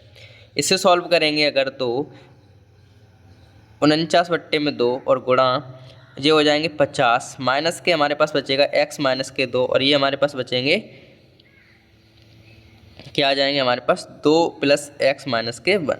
ठीक है, इसे सॉल्व अगर हम आगे करें तो क्या आ जाएगा, देखो ये 25 बार में घट जाएंगे 25, तो 49 इंटू 25 माइनस क्या हमारे पास आ जाएगा भाई, हमारे पास क्या आ जाएगा यहाँ पे, इसका इधर गुणा करेंगे तो देखो 2 से तो अगर 2 कट ही रहे हैं, ध्यान से देखोगे तो हमारे पास बचेगा कुल मिला के क्या बच जाएगा, 2 में से 1 घट जाएगा ना, तो एक्स स्क्वायर 2 में से 1 गया क्या बचेगी, 2 में से 1 गया तो 1 बचेगा माइनस का, तो x प्लस का 1 बचेगा ना, 2 में से 1 प्लस का 1, तो ये हमारे पास आ जाएगा 49 और इनका गुणा होगा 25 1225 आ जाएगा, माइनस x का x में करेंगे एक्स स्क्वायर और प्लस x का x में कर देंगे x का 1 में करेंगे x और 2, ये आ गया। ठीक है, जब इसे सॉल्व करेंगे तो बट्टे में तो 1 मान सकते हैं ना, ठीक है बट्टे में 1 तो मान ही सकते हैं, तो ये हमारे पास आ जाएगा एक्स स्क्वायर प्लस एक्स बट्टे में 2 बराबर के उधर भेजेंगे जी, बराबर के उधर भेज देंगे तो क्या आ जाएगा ये देखिए। ठीक है, तो हमारे पास क्या था, ये जो कथन आया मतलब ये वाला जो लाइन आई ये क्या आ गई, ये हमारे पास आ गई क्या कि और x यानी कि 49 तक की संख्याओं का योग आ गया। अब इसमें क्या कह रहे थे हमारे पास, इसमें ये कह रहे हैं कि जो पहले हमारा आंसर था मतलब पहले क्या आ गया, इनकी संख्या है ये वाली 1 से लेकर ये थी, इस ये जो बराबर है, ये जो बराबर है वो किसके बराबर हो जाएगी, ये संख्या इसके बराबर हो जाएगी, यानी कि उपयुक्त कथन से हम लिख देंगे, उपर्युक्त कथन से, उपर्युक्त कथन से क्या हो जाएगी, एक्स स्क्वायर माइनस के एक्स बट्टे में 2 बराबर क्या आएगा 1225 माइनस एक्स स्क्वायर प्लस के एक्स अपॉन में 2, यानी कि ये बराबर है इसके, ये चीज़ थी। ठीक है, ये हमें प्रश्न में कहा गया था। अब इसे अगर सॉल्व करें तो इसको इधर ले आए तो एक्स स्क्वायर माइनस के एक्स अपॉन में 2 प्लस के एक्स स्क्वायर प्लस के एक्स अपॉन में 2 बराबर आ जाएगा 1225। एलसीएम तो सेम ही है, 2 आ जाएगा एक्स स्क्वायर माइनस के एक्स प्लस के एक्स स्क्वायर प्लस के एक्स बराबर हमारे पास आएगा 1225, और ये x कट जाएगी तो 2x स्क्वायर ये आ जाएंगे हमारे पास, 2x स्क्वायर अपॉन में 2 बराबर 1225, 2 से 2 कट जाएंगे तो x स्क्वायर हमारे पास आएगा 1225, तो x का मान हमारे पास कितना आ जाएगा भाई, x का मान कितना आ जाएगा बताओ भाई, x का मान हमारे पास आ जाएगा कितना, इसका रूट आ जाएगा तो एक्स स्क्वायर बराबर आ जाएगा रूट में 1225, तो 1225 कितने का वर्ग है हमारे पास 35 का वर्ग है, तो हमारे पास 35 एक ऐसी संख्या होगी जो मकानों के 35 नंबर का मकान जो होगा, जो कि इधर का योगफल बराबर होगा। ठीक है, तो इस तरीके से हमारे पास ये प्रश्न कम्प्लीटली सॉल्व हो गया है। ये प्रश्न थोड़े बड़े प्रश्न हैं तो ध्यान से समझना है भाई, इनको कोई दिक्कत वाली बात तो है नहीं, बस थोड़ा सा ध्यान से समझोगे तो कर पाओगे। ठीक है, तो अगर हम बात करें रिवीजन की तो देखो क्या कर लेते हैं। पंक्ति को मकानों की संख्या जो दी गई है वो इस प्रकार है, 1 से लेकर 49 तक नंबर पड़े हैं। ठीक है, x पे अंकित मकानों की संख्या से पहले मकान की संख्या का योग और x से बाद वाले मकानों की संख्या का योग जो बराबर है। 1 से x - 1 तक की संख्याओं का योग ये आ गया, बराबर जो है वो x+1 से 49 तक की संख्याओं का बराबर है, सारवंत है। तो इस तरीके से पहले हमने निकाल लिया 1 से x - 1 तक की संख्या का योगफल, तो ये आ गया हमारे पास x² - kx। फिर हमने निकाला क्या, फिर हमने निकाल लिया क्या, x+1 से 49 तक के मकानों की संख्या का योगफल, वो क्या होगा s 49 - sx। इसका जो मान हमने पास ऐसे लगाया फॉर्मूले में, तो हमारे पास x आ गया 1225 - kx² - kx। अब हमारे पास कथन ये कह रहा था कि ये जो बराबर है वो इस वाले के बराबर है जो हमने पहले निकाला x²। फिर हमने इसको सॉल्व किया तो हमारे पास आ गया कितना, 35 आंसर। ठीक है, तो इस तरीके से ये प्रश्न भी अपना कम्प्लीटली सॉल्व हो गया है। और अब हम बढ़ेंगे अपने अगले प्रश्न की तरफ। तो हमारे पास 21वां प्रश्न ये है कि एक फुटबॉल के मैदान में एक छोटा चबूतरा बना है जिसके 15 सीढ़ियाँ बनी हुई हैं। इन सीढ़ियों में प्रत्येक सीढ़ी की जो लंबाई है 50 मीटर है और वह ठोस कंक्रीट की बनी है। प्रत्येक सीढ़ी की 1/4 मीटर, प्रत्येक सीढ़ी में 1/4 मीटर की चौड़ाई और 1/2 मीटर की फैलाव है। देखिए आकृति, इस चबूतरे को बनाने में कंक्रीट का कुल आयतन परिकलन कीजिए।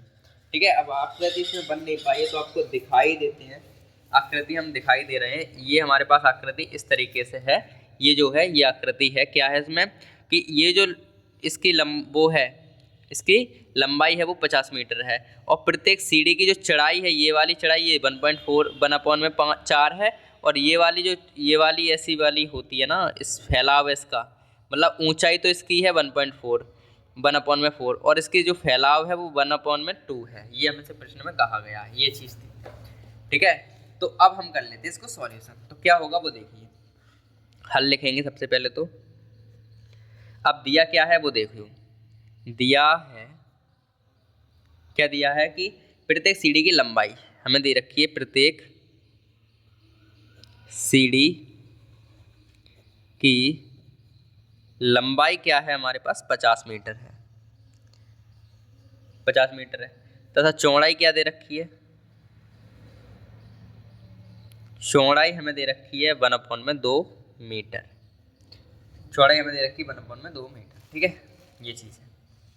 अगर हम आगे सॉल्यूशन करें तो हमें पता है कि सीढ़ी में क्रमागत रूप से चढ़ने के लिए 1/4 मीटर दूरी और सीढ़ी की कुल संख्या कितनी है, 15 है। तो अतः हम सीढ़ी के जो ज़मीन से है उसकी ऊंचाई समांतर सीढ़ी के रूप में लिख सकते हैं ना। तो पहले तो एक काम करेंगे कि अगर हमारी जो सीढ़ियाँ हैं, जो सीढ़ियों हैं या मतलब सीढ़ियाँ हैं, सीढ़ियों में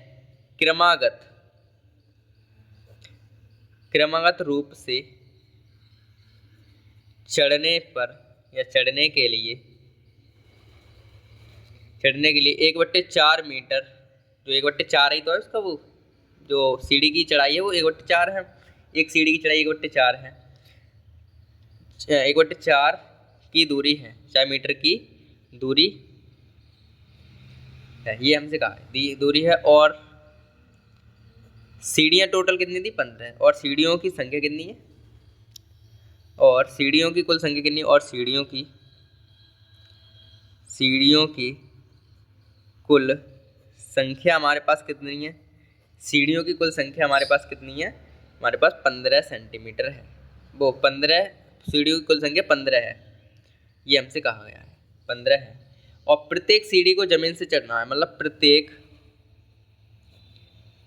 सीढ़ी की जमीन से ऊंचाई समांतर श्रेणी के रूप में है, श्रेणी के रूप में होगी। ठीक है, होगी ना, क्या होगी वो, अगर हमारे पास 1/4 पहले की है तो दूसरी क्या होगी 2/4 हो जाएगी, तीसरी क्या होगी 3/4 हो जाएगी, चौथी क्या होगी 4/4 हो जाएगी। इस तरीके से डॉट डॉट डॉट 15 सीढ़ी है तो 15/4 तक हो जाएगी। ठीक है। अगर हम पहली सीढ़ी का आयतन निकालें, क्या निकालें, पहली सीढ़ी का आयतन, पहली सीढ़ी का पहली सीढ़ी में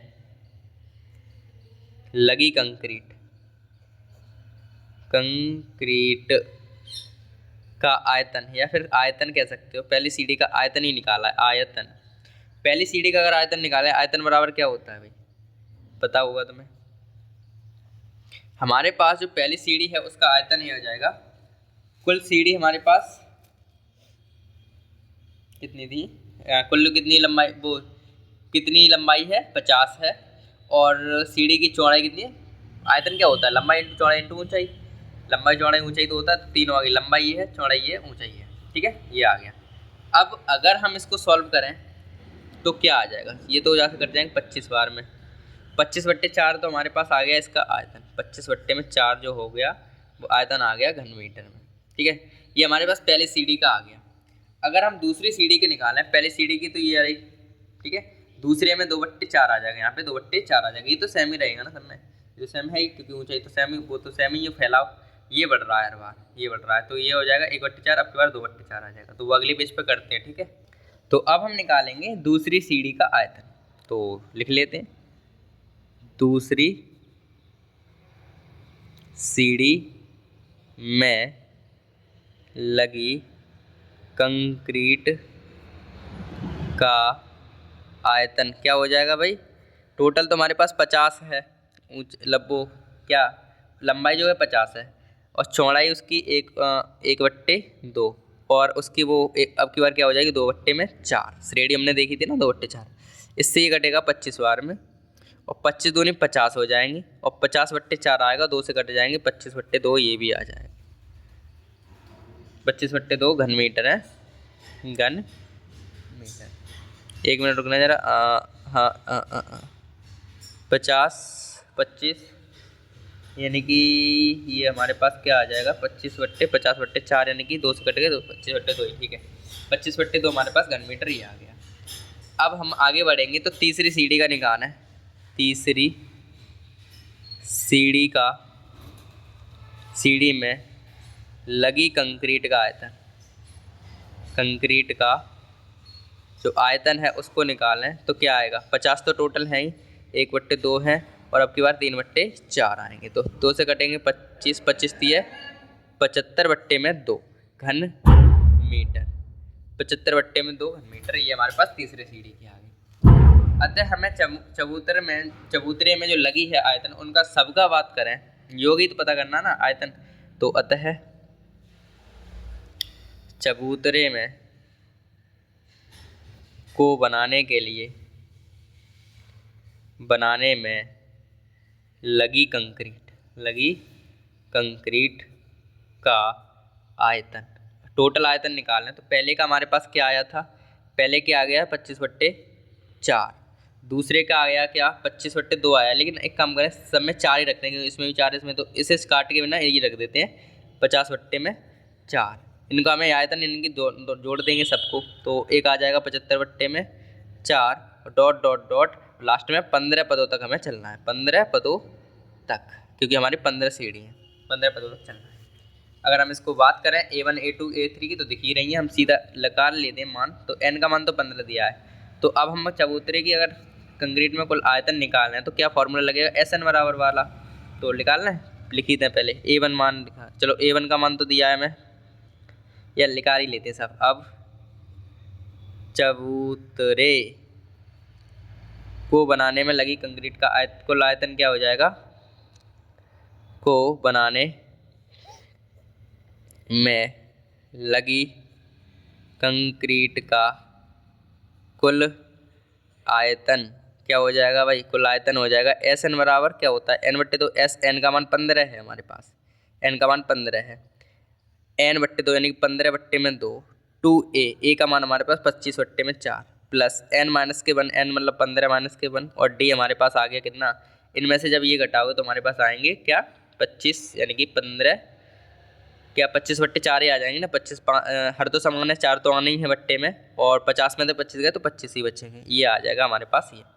तो S15 बराबर क्या आएगा, 15/2 तो है ही, और ये कटेंगे 2 बार, तो 25/2 हमारे पास ये बच जाएंगे, प्लस ये हमारे पास आएंगे 14, तो 14 इंटू में 25/2 ये हमारे पास आएगा।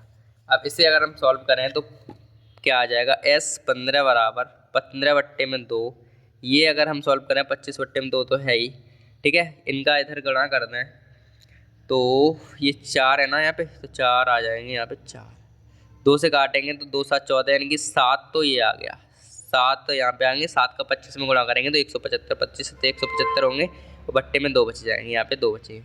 तो ये हमारे पास आएगा वही S15 बराबर 15 इंटू 2 इंटू हर तो सवाल है, 2 तो 2 ही रहेंगे, इनको जोड़ देंगे तो हमारे पास आ जाएंगे 200, और तो S15 बराबर हमारे पास आ जाएंगे 15, ये आ गए 100 से ये कट गए 100 बार, मतलब 2 से ये 100 बार कट गए, तो ये हमारे पास आ जाएंगे 100 का इधर गुणा करेंगे 1500, और बट्टे में आ जाएंगे 2। जब हम इन्हें काटेंगे तो हमारे पास आएंगे S15 बराबर 750 घन मीटर, ठीक है। घन मीटर हमारे पास ये आ गया क्या, इसका क्षेत्रफल, यानी कि टोटल कंक्रीट कितनी लगेगी हमारे पास, 750 घन मीटर की लगेगी, ठीक है। इस तरीके से हमारे पास ये प्रश्न हो गया कंप्लीटली सॉल्व। तो हमसे यही पूछा था कि उस चबूतरे में टोटल कंक्रीट कितनी लगेगी, तो इतनी लगेगी 750 घन मीटर की कंक्रीट लग जाएगी। तो इस तरीके से हमारा ये जो प्रश्न है हो गया कंप्लीटली सॉल्व। और अब हम बढ़ेंगे अपने अगले प्रश्न की तरफ, ठीक है। अगले प्रश्न की तरफ बढ़ते हैं।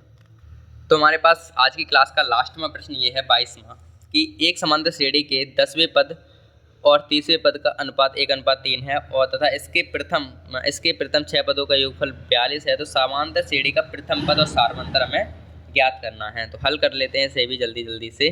तो सबसे पहले तो हमें दिया है समांतर श्रेणी के 10 और समांतर श्रेणी का क्या है, समांतर श्रेणी के 10वें पद और 30वें पद का अनुपात जो दिया है वो कितना, 1:3 है। तब अगर हम बात करें इसके हिसाब से, तब अगर हम A10 यानी कि 10वां पद ये 10 होगा, A30 बराबर हमें दिया है 1/3, इसको बट्टे के रूप में लिख दिया, ठीक है। अगर हम आगे करें तो और हमसे दिया है कि इसके प्रथम 6 पदों का योगफल 42 है, तथा क्या है, श्रेणी के प्रथम 6 पदों का जो योगफल है मतलब S6 है, वो दिया है 42, ठीक है। X6 हमें 42 दिया है, ठीक है। अब अगर हमारे पास हम ए एन वाला फॉर्मूला लगाएं, ए एन बराबर क्या होता है, A + n-1 में D होता है। तो A अगर 10 का मान निकालना है तो A10 हमारे पास क्या आएगा, A10 हमारे पास क्या आ जाएगा, एक काम करते हैं सीधा इसी से कर लेते हैं। A10 का अगर हम मान निकालना है, सीधा काम कर लेते हैं इसका मान से, ठीक है। तो A10 का मान क्या आएगा ये बताओ आप, A10 के मतलब A10 का मान क्या आ जाएगा, A + n-1 से खोलेंगे तो क्या आ जाएगा, इससे लिख देंगे समीकरण से A10 बराबर क्या आएगा, A + n की जगह पे तो 10 आएंगे, -1 × D इसमें रखना है, ठीक है, अपॉन में A30 क्या आ जाएगा हमारे पास, A + 30 - 1 में D, और इनका अनुपात दिया है 1/3। मतलब इस फॉर्मूले से हमने इसको खोला, A की जगह 1 आ गया, n की जगह 10 आ गए, और A D हमारे पास इसमें, ठीक है। तो क्या आया ये देखिए आप, अगर हम बात करें इसको सॉल्व करने तो A + 9D ये बचेंगे, और A + 29D ये बचेंगे, और हमारे पास 1/3 बचेंगे। इनको इधर गुणा कर देंगे तो क्या आ जाएगा हमारे पास, जब हम गुणा करेंगे तो हमारे पास क्या आ जाएगा भाई, ये आ जाएंगे 3A + के 9 × 27D, और बराबर आएंगे A + के 29D। इनको जब इधर लाएंगे तो ये बचेंगे हमारे पास 2D 2A, और -29 में 27 जाएंगे तो 2A हमारे पास ये बराबर ही रहने देते हैं, इनको इधर भगा देंगे तो माइनस के हो जाएंगे, और 2D हमारे पास ये बच जाएंगे। तो 2 से तो 2 कट गया, तो A बराबर तो आ गया D, A बराबर क्या आ गया D, यानी कि हम कह सकते हैं कि प्रथम पद और सार्व अंतर जो है वो समान होगा, और ये हमारे पास समीकरण बन गया पहला। ठीक है, प्रथम पद यानी कि a बराबर d के आगे तो प्रथम पद और सार्व अंतर समान होंगे। ठीक है, तो अब हम Sn बराबर फॉर्मूला लगाएं तो क्या होगा वो देखिए।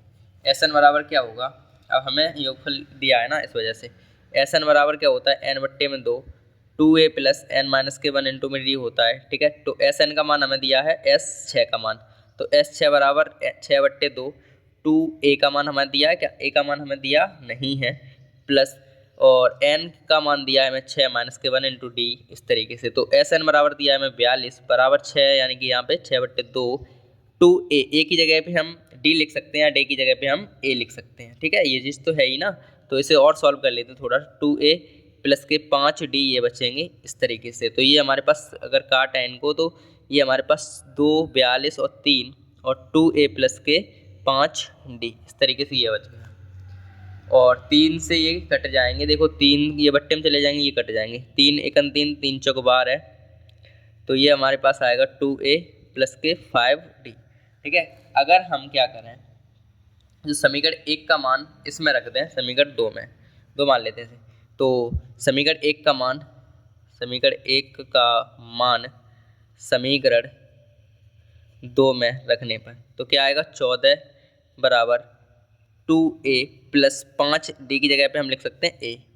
ठीक है, तो 14 बराबर 7a, तो ये हमारे पास क्या आ जाएगा 7a, तो 7 दूनी 14 यानी कि a बराबर तो आ गया 2। और अगर हमारे चूंकि प्रथम पद तथा सार्व अंतर बराबर हैं, इसीलिए a बराबर d बराबर 2 होगा, यानी कि a का भी मान 2 होगा और d का भी मान 2 होगा। तो इस तरीके से हमारा ये प्रश्न कम्प्लीटली सॉल्व हो गया है। ठीक है, इस तरीके से हमारे पास ये लास्ट में प्रश्न था 22वां, वो भी अपने सॉल्व कर लिया है अच्छे तरीके से। ठीक है, तो इसी के साथ ये भी प्रश्नावली कम्प्लीटली सॉल्व हो गई, हमारी 5D थी वो भी कम्प्लीटली सॉल्व हो गई है। और अब हम अगली क्लास में करेंगे अगला चैप्टर जो 4E है, उसको हम नहीं करेंगे क्योंकि उसमें बहुविकल्पी प्रश्न है, इस वजह से वो नहीं करेंगे, वो हम इकट्ठी प्रश्नावली करेंगे बाद में। ठीक है, तो फिलहाल तो हम थ्योरी पे ज़्यादा ध्यान दे रहे हैं, जो थ्योरी वाले क्वेश्चन है उन पे। ठीक है, तो फिलहाल